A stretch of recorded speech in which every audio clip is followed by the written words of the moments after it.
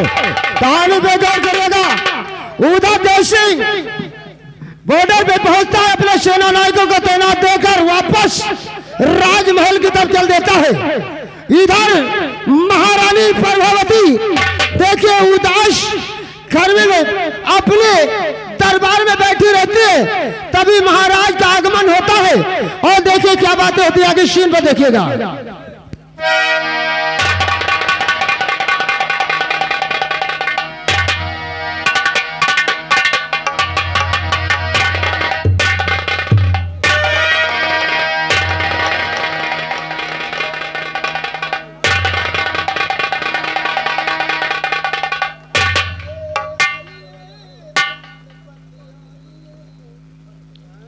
आज मैं क्या देखती हूँ कि महाराज के चेहरे पे उदासी, जब आते तो मुझे हंसकर बोलकारती। ना मालूम क्या बात है कि चेहरे पे उदासी। मैं इसका कारण जरूर पूछूंगी।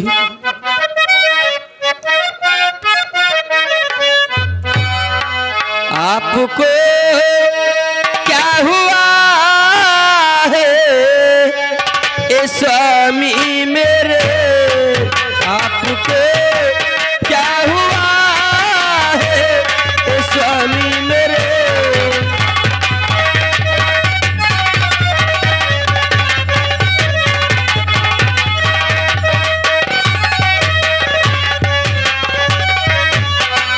आपको क्या हुआ है स्वामी मेरे,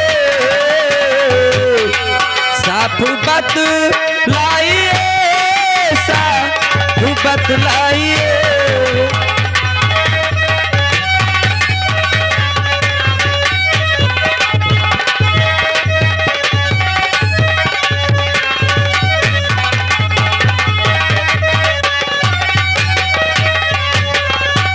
रंग चेहरे का फीका नजर आ रहा, रंग चेहरे का फीका नजर आ रहा। साफ बतलाइए, साफ बतलाइए, साफ बतलाइए, साफ बतलाइए।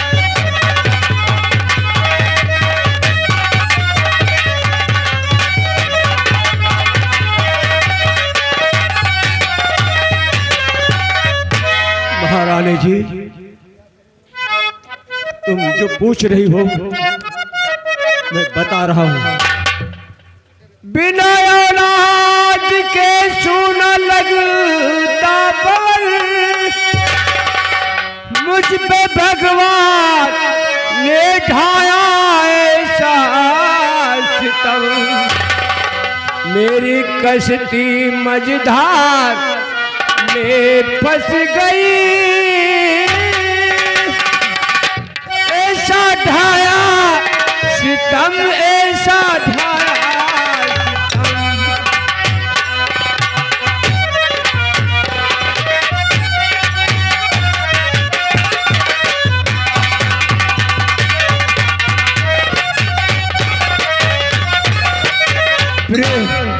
मैं रात दिन सोचता रहता हूँ, इसलिए रोता रहता हूँ कि मेरे मरने के बाद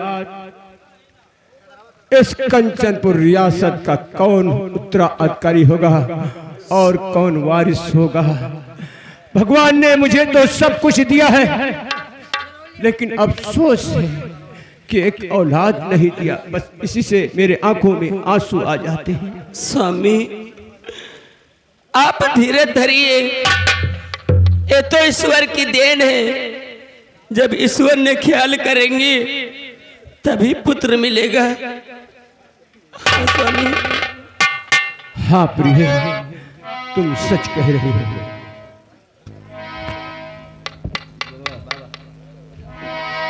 प्रिय, ये बताओ कि भोजन तैयार है? स्वामी अभी पता लगाती हूँ। दासी, जाओ दासी से बोल दो कि भोजन लेकर आए, मैं खाना चाहता हूँ। जी महारानी। दासी जी भोजन तैयार है जी हाँ या महारानी। नहीं? जा भोजन लाओ। जैसी महाराज महारानी। भोजन करना चाहती। जाओ ले आओ विमला दास, भोजन लाओ।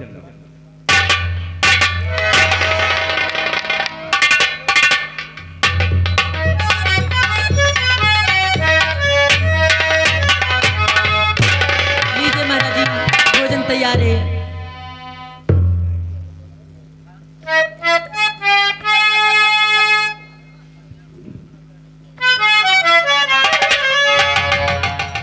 इधर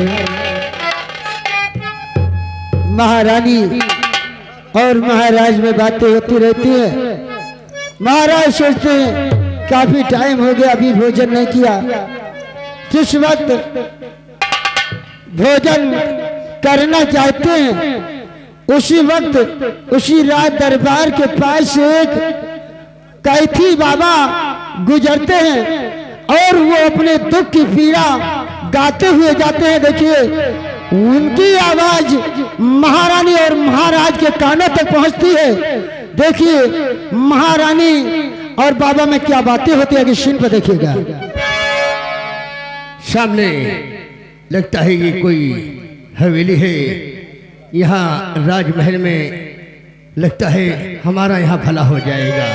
आज कई दिन हो गए हैं भोजन नहीं किए हैं। चलता हूँ इसी रात दरबार में, हो सकता है मुझे भोजन वहाँ मिल जाए। और कई दिन हो गए मुझको न मिला टुकड़ा भोजन का।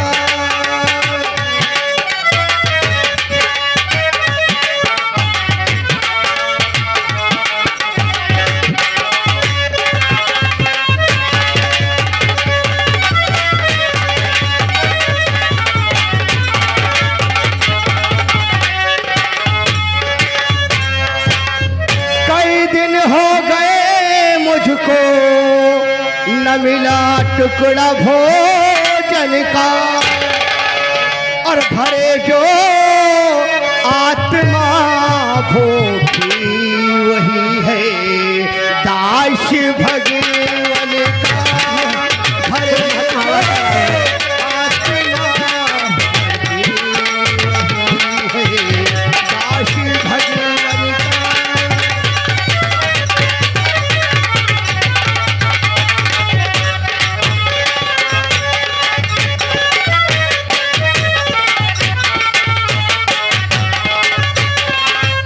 पूरी धरी आओ मेरे बाबा लीजिए कीजिए भोजन।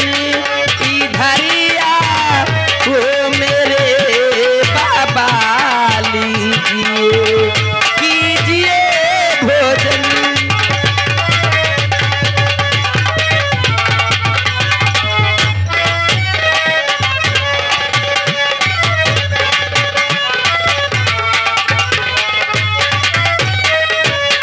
इधर आओ मेरे बाबा लीजिए कीजिए भोजन।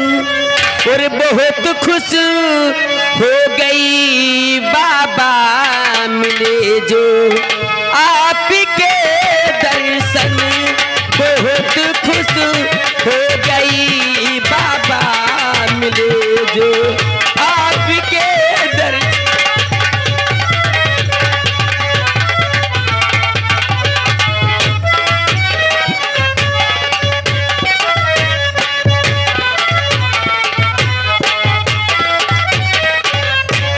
महात्मा जी के चरणों में प्रणाम करता हूँ। खुश रहो राजन। बाबा जी कहो राजन। आप बहुत भूखे हैं और प्यास भी लगी हुई है। हाँ, आज कई दिन हो गए हम भोजन नहीं किए हैं। तो अचानक टहलते टहलते तुम्हारे राज दरबार की तरफ आया हूँ। अहो भाग्य हमारे जो आपके दर्शन हुए। ये भोजन लीजिए और भोजन कीजिए, अपने आत्मा को शांत कीजिए महात्मा जी।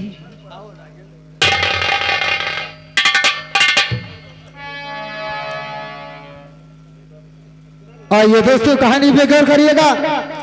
इधर जिस वक्त महाराज भोजन करना चाहते थे उसी वक्त बाबा की आवाज सुनकर महारानी अपने जैन कक्ष में बाबा को बुलाते हैं और महाराज अपने आगे की थाली उठाकर बाबा के सामने रख देते हैं। बाबा जिस वक्त भोजन का निवाला उठाकर अपने मुख में डालना चाहते हैं तभी उनकी नजर महारानी और महाराज पे पड़ती है और महाराज महारानी की आंखों से आंसू देखकर देखिए क्या पूछते हैं बाबा।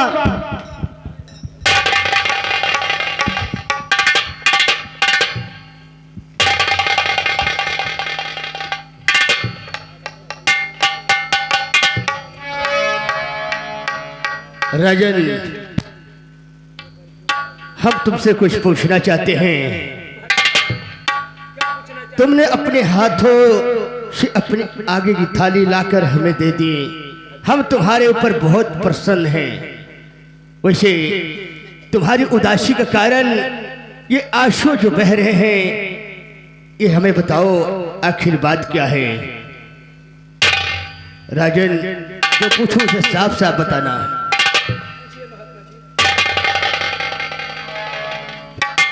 किस गम में डूबे हुए बैठे राजन आज,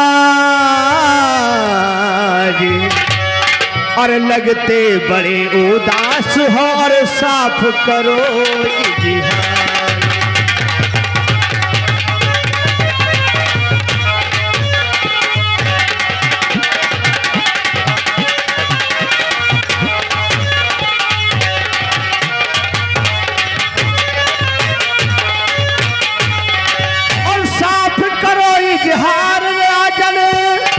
शंका दिल में लाओ, अरे बातें अपने दिल की तुम मुझे जरा बतलाओ।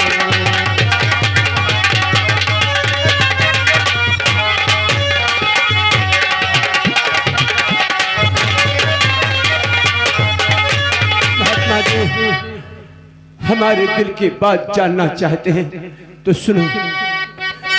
बेटा ना कोई मेरे ये साधु महाराज, और बेटे का सुख मिलेगा कैसे यही सोच महाराज।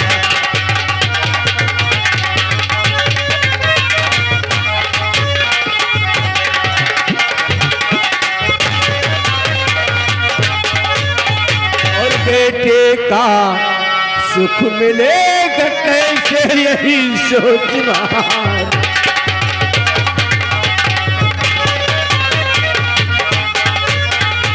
महात्मा जी, भगवान ने मुझे सब कुछ दिया, धन दौलत ऐशो आराम, हाथी घोड़ा फौज पलटन, किसी चीज की कमी नहीं किया है भगवान ने, लेकिन एक कमी कर दिया है महात्मा जी, एक औलाद नहीं दिया है। मैं रात दिन रोता रहता हूँ, सोचता रहता हूँ कि मेरे ना रहने पर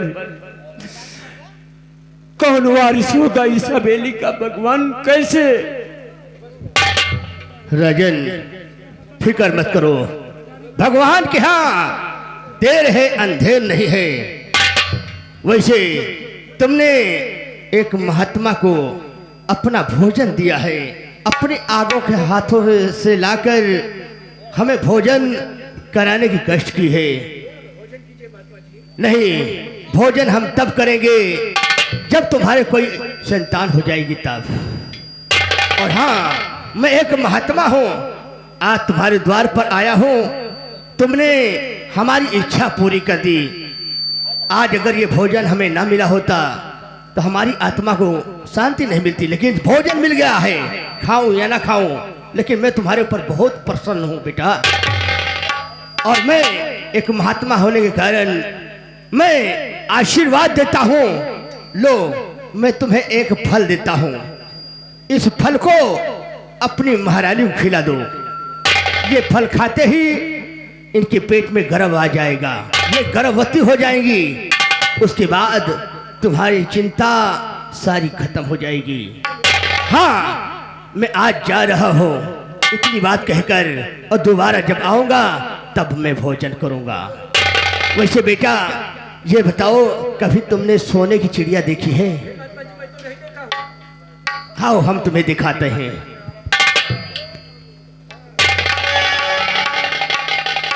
बाबा, सोने की चिड़िया तो कभी नहीं देखा है।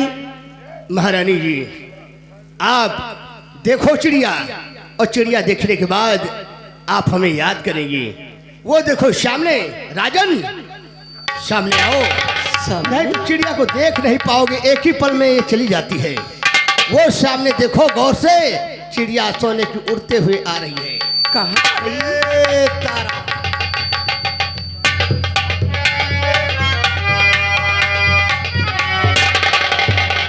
महात्मा जी तो गायब हो गए, और प्रिय ये महात्मा जी नहीं, ये भगवान के रूप में आए हुए हैं। भगवान ने हमें तुम्हें दर्शन दिया है। स्वामी, ये बाबा नहीं, ये मेरे लिए भगवान बनकर आई। प्रिय चलो मैं तुम्हें ये फल खिला देता हूँ, भगवान की इच्छा होगी तो शाम पूर्ण हो जाएगा। चलो।